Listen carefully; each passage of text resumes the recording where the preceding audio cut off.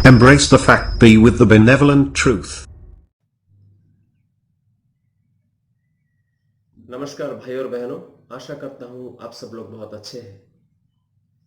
आपका हमारा अगर कोई सबसे ज़्यादा शुभचिंतक है, हितैषी है, सहयोगी है, तो सर्वप्रथम वो आप और हम खुद है हमारे अपने के लिए। और इसलिए हमें इस पोस्ट लॉकडाउन पीरियड को फेस करने के लिए सर्वप्रथम खुद से सावधान रहना है, सावधानी बरतनी है, सोचना है, विचार करना है कि इसके बाद की सिचुएशन को हम किस तरीके से झेल पाएंगे, उसके लायक हम अपने आप को बना पाए हैं, कहाँ तक, कितना हद तक बनाना कम से कम जरूरी है, इस बारे में हम लोग को निश्चित रूप से विचार करना चाहिए। ये जो लॉकडाउन के बाद 19 दिन का एक्सटेंडेड लॉक्ड इन एक पीरियड मिला है, इसको हम लोग एक गोल्डन अपॉर्चुनिटी की तरह यूज़ कर सकते हैं, ना कि हमें एक अनवांटेड वैकेशन की तरह से यूज़ करना चाहिए। इन जनरल एक इंसान या कोई भी इंसान अपने आप को या स्थूल शारीरिक बॉडी को ही समझता है, लेकिन आज की इस क्रिटिकल कंडीशन में हमें निश्चित रूप से अपने आप को शरीर से पृथक करके, अलग करके देखना ही पड़ेगा। हमें लेना ही पड़ेगा कि मेरा शारीरिक एग्जिस्टेंस एंड साइकिक एग्जिस्टेंस दोनों अलग है, और शरीर और मन के लिए जो सही है उसी को, मन को चूज करना पड़ेगा, बाकी सभी चीज़ों को डिस्कार्ड करना पड़ेगा। और माइंड के ऊपर हमें अपने सर्वाइवल को सुनिश्चित करने के लिए निश्चित रूप से विवेक की एक ऑब्जर्वेशन रखनी ही पड़ेगी। मन जो चाहे उसको करने देने की परमिशन देना इस दौरान बहुत ही घातक सिद्ध हो सकता है, क्योंकि हम लोग अपने पूरे लाइफ हैबिट के द्वारा गवर्न होते हैं, गोड होते हैं, गाइड होते हैं। इसलिए हम लोग पिछले समय में जिस तरीके का हैबिट डेवलप कर चुके हैं, वो अगर अनहेल्दी हैबिट है तो वो अभी हमें मजबूर करेगा कि हम वही हैबिट को कंटिन्यू करें इस क्रिटिकल कंडीशन में। और वैसे ही हैबिट को हम लोग कंटिन्यू किए तो हमारे लिए हमारी जो एंटीबॉडी है वो ढंग से काम नहीं कर पाएगा। साइकिक एंटीबॉडी हो या बॉडी का सेलुलर और केमिकल एंटीबॉडी हो, दोनों ही ढंग से काम नहीं कर पाएगा, और हम बिना कोविड के इफेक्ट हुए ही दूसरे बहुत सारे रीजनों से अफेक्टेड होंगे और बड़ी बुरी तरीके से अफेक्टेड हो सकते हैं। एक बात और याद रखिए कि हर इंसान कोरोना से प्रभावित नहीं होगा, लेकिन अभी तक आपका जेब में प्रभाव पड़ चुका है।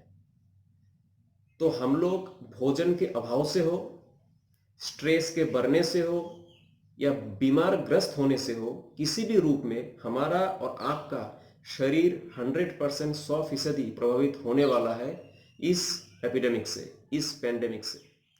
First precautionary major, food. हमारी जो भोजन है उसमें 80% एल्कालाइन मतलब क्षारीय और 20% एसिडिक मतलब अम्लिक भोजन की एक रेशियो होना चाहिए। आमतौर पर हम लोग इसको फॉलो नहीं करते हैं, इसलिए हम लोग जल्दी बीमार ग्रसित होते हैं, वृद्ध हो जाते हैं और दुनिया छोड़ के चले जाते हैं। इस दौरान चूंकि हर चीज कोलैप्स्ड है, मार्केट भी ऑलमोस्ट अनरीचेबल है, इस कंडीशन में हमें अविलंब अगर हमारी फूड हैबिट में कोई भी नॉन वेजिटेरियन फूड है उसको गिव अप करना चाहिए, क्योंकि नॉन वेजिटेरियन फूड 100% एसिडिक होता है। नेक्स्ट, हमें साग सब्जी, फल मूल जो भी मिल जाए, अंकुरित स्प्राउटेड चीज़ें, ये सब लेना चाहिए। पल्स मतलब लेंटिल्स लेने चाहिए ज़्यादा से ज़्यादा, और जहाँ तक मिलता है वहाँ तक अवेलेबल है। लेकिन अगर कम मिल रहा है तो जो भी मिल रहा है उसको हमें ट्राई करना चाहिए कि इस तरीके से पकाया जाए कि उसकी जो क्षारीयपन है वो बिल्कुल मेंटेन रहे। उसको ओवर फ्राई करके तेल मसाला डाल के इस तरीके से पकाने से वो भी एसिड में कन्वर्ट हो जाएगा और हमारे शरीर में जाके कोई लाभ नहीं देगा बल्कि नुकसान करेगा।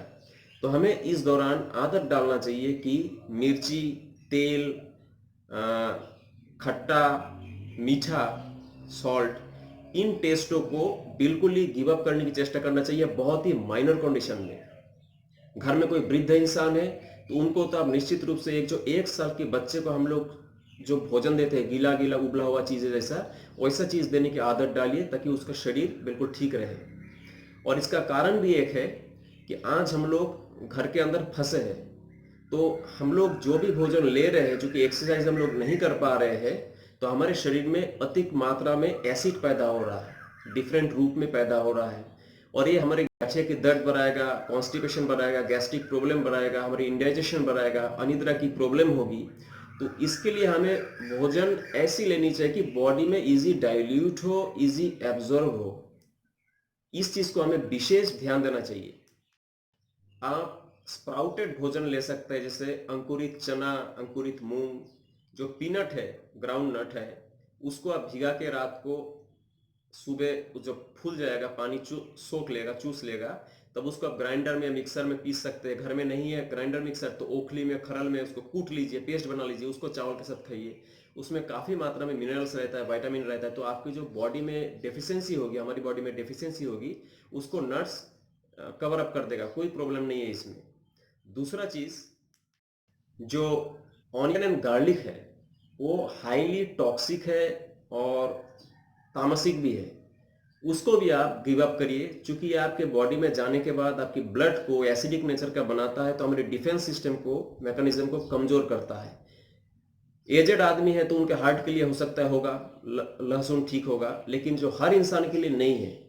हमारी डिसीजन टेकिंग पावर में भी बहुत ज़्यादा बुरा प्रभाव डालता है, इसलिए हमारे इम्यून सिस्टम भी सस्पेंडेड फॉर्म में बहुत देर तक रहता है। जिन लोगों की गठिया की, मतलब आर्थराइटिस की प्रॉब्लम है, वो लोग अंकुरित मूंग ना ले, चना ले सकते हैं। और भोजन में आप लोग नींबू का इस्तेमाल रेगुलर करिए, या आप लोग के घर में आंवला होगा, च्यवनप्राश होगा, क्योंकि उसमें विटामिन सी इनटेक बहुत ज़्यादा है, और विटामिन सी कोई भी रोग से हम लोग को एक सुरक्षा देता है, उसको अटैक नहीं कर पाता है। विटामिन सी एक इम्यून सिस्टम को हाईली बूस्ट अप करता है। और एक चीज़ याद रखिए कि इस दौरान हम सभी लोगों की पेट साफ होना बहुत ज़्यादा जरूरी है, क्योंकि हम लोगों की बॉडी में शारीरिक मूवमेंट नहीं है, तो जाहिर है कि कॉन्स्टिपेशन की शिकायत ज़्यादा हो गई होगी। तो सबसे पहले सुबह नींद से उठ के उत्क्षेप मुद्रा करना है। उसके बाद इंसान अपनी पेट के कैपेसिटी के हिसाब से एटलीस्ट 350 से 500 ग्राम तक गुनगुना गर्म से थोड़ा ज़्यादा गर्म पानी उसको पिएंगे, और उसके बाद थोड़ा चल फिर लेंगे रूम के अंदर ही, तो उनका पेट साफ होगा। याद रखिए कि पेट साफ बिना किए सुबह का ब्रेकफास्ट नहीं लेना है, तो शरीर के लिए नुकसानदायी होता है। कुछ एक्सरसाइज, चूंकि हम लोग बाहर जा नहीं सकते, जिन लोग को डायबिटीज़ है आमतौर पे घर से बाहर जाके वो पैदल चलते हैं, और जो लोग वैसे भी बॉडी फिट रखना चाहते हैं, घर में सारे इक्विपमेंट सबके होते नहीं हैं, तो इस दौरान हम लोग कुछ आसन प्रैक्टिस कर सकते हैं।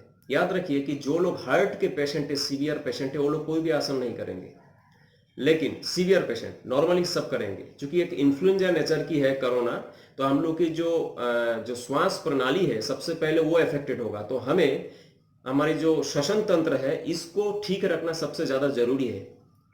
हमें ये जो नज़ल, जो ये नॉस्ट्रिल है, इसे हमको साफ रखना है सबसे पहले। इसके लिए आप नेति करिए, नाशापान करिए, रेगुलर व्यापक शौच करिए। सेकेंड, हमें वायव्य मुद्रा कर सकते हैं, हम भुजंगासन करिए, चक्रासन करिए, धनुरासन करिए, उसके बाद मत्स्येंद्रासन करिए। ये सभी चीज़ें हमारी जो इम्यून सिस्टम है उसको बूस्टअप करेगा, स्पेशली हमारी लंग और हार्ट से रिलेटेड जो इम्यून सिस्टम है उसको बूस्टअप करेगा। और थर्ड मेजर है अननोन वर्क। हर इंसान सब कुछ जानता नहीं है। क्योंकि हम लोग घर में अभी लॉकडाउन है, इसलिए हमें निश्चित रूप से चेष्टा करना चाहिए कि जो काम हम जानते नहीं हैं, जैसे जो जेंट्स है वो आमतौर पे खाना बनाना शायद नहीं जानते होंगे जो लोग, या कपड़े धोने में उनको तकलीफ होती है, घर की पोछाई करने में तकलीफ होती है, उन लोगों को अभी अविलंब ये सभी कामों को प्रैक्टिस कर लेनी चाहिए, ताकि उनको कोई तकलीफ ना हो इसको करने में। और जो लेडीज है वो लोग अगर जेंट्स के साथ कोप अप कर पाए, उनके साथ प्रोफेशनली टैली कर पाए उनके एजुकेशन, या वो समझ पाए, तो अगर आप मैरिड है तो आपको चेष्टा करना चाहिए कि आपके जो पार्टनर है, जो लाइफ पार्टनर है, उनको आपका ऑफिशियल वर्क को समझाने की चेष्टा करना चाहिए। अगर वो समझ पाए, इस टाइप के हो, तो उनको समझे देना चाहिए बेसिक चीज, कि किसी भी क्रिटिकल कंडीशन में अगर खुदा ना खास्ता जरूरत पड़ जाए तो उन चीजों को वो कर पाए। और जो घर में बच्चे होंगे, जो बच्चे एटलीस्ट 9-10 उम्र के हो गए होंगे, तो उन लोगों को आप उसी तरीके से झाड़ू पोछा लगाना, अपना कपड़ा एटलीस्ट खुद धोना, ये सारी चीज़ों की हैबिट डाल दीजिए, क्योंकि हम लोग नहीं जानते हैं कि किस तरीके का सिचुएशन फ्यूचर में फेस करना पड़ेगा। फोर्थ मेजर फिनेंशियल, क्योंकि पैसे की वैल्यू घट रही है, आगे और घटेगी, मार्केट में भी शेयरों की प्राइस घट रही है, तो किसी भी चीज़ की कोई स्टेबिलिटी की हम लोग अभी आशा नहीं कर सकते। एक चीज़ है जो हमारी अपनी फाइनेंस को एटलीस्ट स्टेबिलिटी दे सकता है, मेरे धारणा में वो गोल्ड है। तो हमें अगर कहीं पैसा है और उसको सेफ रखने की चेष्टा करना है, तो मेरे नज़र में गोल्ड खरीद के हम रख सकते हैं, जो हमारी फिनेंशियल स्टेटस को मेंटेन करने में फ्यूचर में सपोर्ट करेगा। यह मेरी अपनी पर्सनल व्यू है। फिफ्थ मेजर है साइकिक स्टेबिलिटी। आज जितने भी हम लोग इन्फॉर्म्ड हो रहे हैं, सभी नेगेटिव इंफॉर्मेशन से इन्फॉर्म्ड हो रहे हैं, और अननोइंगली हम लोग अपने आप को एक किस्म से नुकसान पहुंचा रहे हैं, क्योंकि हम लोग ओवर इन्फॉर्म्ड हो रहे हैं नेगेटिविटी से।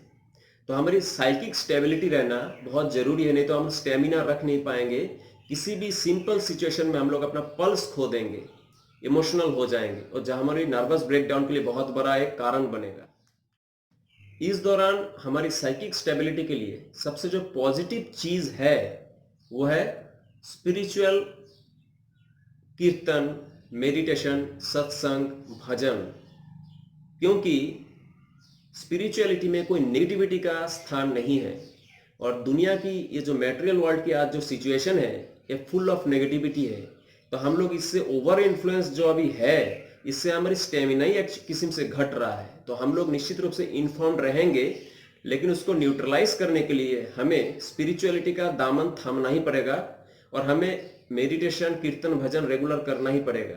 तो आप लोग रेगुलर मॉर्निंग, इवनिंग, नून, जो कि घर में बंद है, आप लोग 10 to 15 मिनट मेडिटेशन प्रैक्टिस करिए, कीर्तन करिए। बाबा नाम केवलम, ये एक बहुत ही उच्च कोटि का एक सिद्ध महामंत्र है, अष्टाक्षरी सिद्ध महामंत्र है, जिसको अटर करते ही आप जैसे मुख में उच्चारण करेंगे, तो आपका बायोलॉजिकल स्ट्रक्चर में, बायोलॉजिकल रिदम में, आपका फिजियोलॉजिकल रिदम में आपका बहुत सारा चेंज आपको खुद ही अनुभूति होगी, और वो पॉजिटिव चेंज होगा, आपका इम्यून सिस्टम को बूस्ट अप करेगा। स्पिरिचुअलिटी के बारे में जानने के लिए आप मेरा लास्ट वीडियो देखिए, कोरोना वायरस वर्सेस ह्यूमैनिटी। उसमें आपको डिटेल में इंफॉर्मेशन मिल जाएगी।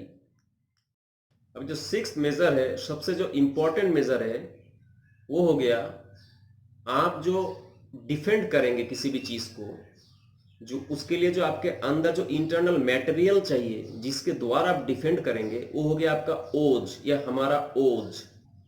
तो हमें इस कंडीशन में निश्चित रूप से हमें अपना जो ओज है उसको प्रोटेक्ट करना ही चाहिए किसी ना किसी रूप में। हमें फिल्दी थॉट माइंड में नहीं आने देना चाहिए, नेगेटिव चिंता बिल्कुल ही रूप से नहीं करना चाहिए, पॉजिटिविटी में रहिए। एक बात याद रखिए, ये जो सो कॉल्ड एडवांस्ड कंट्री है, जहाँ पे हजारों लोग अब तक गुजर चुके हैं, उन लोगों के शरीर में प्रोटीन, विटामिन की कोई कमी नहीं है, लेकिन कहीं ना कहीं एक बॉडीली गैप जरूर है, जिसके कारण वो लोग इस कोरोना की इफेक्ट को झेल नहीं पाए। साथ ही साथ मन जब ज्यादा क्रिटिकल हो, सत्य पे आधारित ना हो, बहुत ज्यादा भौतिक हो, स्थूलवादी हो, तब मन बहुत ही सूक्ष्म चीजों की प्रभाव या दुष्प्रभाव दोनों को ही झेल नहीं सकता है, बहुत समय समझ भी नहीं सकता है। और चूंकि शरीर मन के स्ट्रक्चर, मन के नेचर के हिसाब से मोल्ड लेता है, तो शरीर भी उन सूक्ष्म वारों को, उन सूक्ष्म अटैक को झेल नहीं सकता है। तो इसलिए हम लोग देखते हैं कि एक सिंपल इन्फ्लुएंजा में इतने इतने लोग गुजर रहे हैं, जबकि इतना एडवांस टेक्नोलॉजी, इतना एडवांस मेडिकल साइंस की प्रयोग हो रहा है। इस चीज को हमें निश्चित रूप से गौर करना चाहिए, और हमारे शरीर की ओज, मतलब हमारे शरीर की लिम्फ अगर बची रहेगी, तो वही हमारी बौद्धिक नरिशमेंट में, शारीरिक नरिशमेंट में, हमारी लॉन्जिविटी को इंक्रीज करने में, एनहेंस करने में सबसे ज्यादा प्रभाव डालेगी। इसके लिए हमें हमेशा मन को एक पॉजिटिव स्टेटस देना सबसे ज्यादा जरूरी है, भोजन से भी ज्यादा जरूरी है, अल्कलाइन भोजन खाने से भी ज्यादा जरूरी। उसके साथ साथ हम लोगों को हमेशा कीर्तन, भजन, साधना, सत्संग, इन चीजों में हम लोग का माइंड को ज्यादा इन्वॉल्व करना है। और मेरे तरफ से यही 6 प्रिकॉशनरी मेजर है। फ्यूचर में जो अनसर्टेन डेज आएंगे, उसको हम लोग अच्छी तरीके से फाइट दे पाए, अपने आप को इम्प्रूव कर पाए इस दौरान, और हम लोग अपने लाइफ को एक सर्टेनिटी दे पाए कि हम लोग किसी भी परिस्थिति को झेलते हुए आगे निकल जाएंगे। इस वीडियो को देखने के लिए धन्यवाद। वीडियो अगर आपको अच्छा लगे, इंफॉर्मेटिव लगे तो लाइक करिए, शेयर करिए। चैनल को सब्सक्राइब नहीं किए तो चैनल को सब्सक्राइब करिए। आपका दिन शुभ हो।